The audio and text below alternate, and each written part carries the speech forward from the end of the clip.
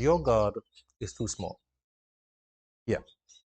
Today we've gotten accustomed to reaching for Google, reaching for a search engine, reaching for AI to explain what does this mean? How do I do this? Where is this thing located? What's it, what's the meaning of this? How to understand this? Help me build this. Yeah, we've gotten accustomed to that. And then we brought that same kind of attitude and approach to God. Here's the problem. We sometimes think that we can and in fact need to understand everything that is going on in this world that God is doing. We've gotten caught up and carried away and not recognizing the difference between what man does and what God does and how those things operate and how very different they are. Now, people like me who are wired like I am wired, because I'm wired in a way that means that I need to understand this thing so I can do it effectively. Yeah, people like me and people like you struggle with that. That's just reality because we kind of need to understand. But I've learned to draw the line. I've learned to recognize there's a difference between these things, between these words, and I've put down my need to understand. Does that mean that God is just a black box and we can't understand anything? No, it doesn't. He's given us His word to be able to understand. And even there, we have lots of challenges.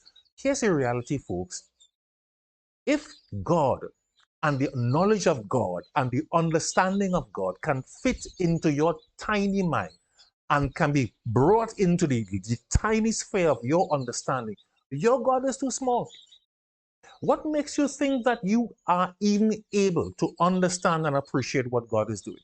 What makes you think that it is even possible for your tiny human brain to be able to comprehend what the great God is doing?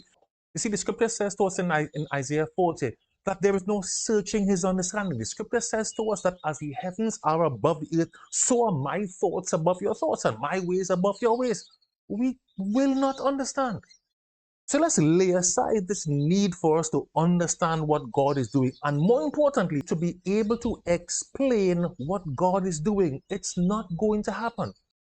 Remember when you were a child, or maybe you don't remember that well, or maybe you have children. Children have a natural sense of wonder. They are in awe of a number of things. They recognize that they do not understand these things.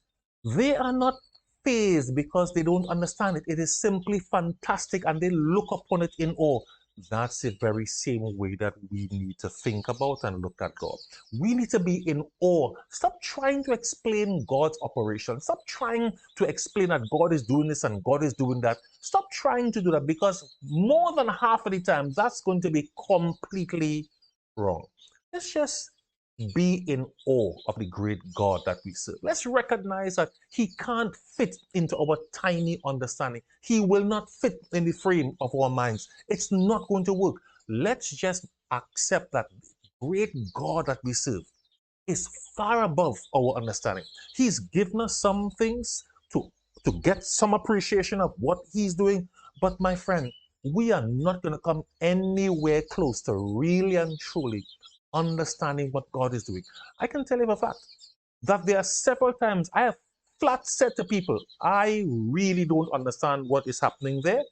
God is operating. Yeah, I have no need to understand that. I just know that God is working there.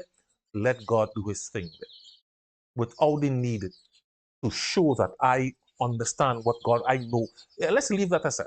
Let's just let God do His thing. Let us allow the big God to be the big God that He is. Let's look upon Him in awe and wonder, just marveling at the fantastic God that we serve. God bless you.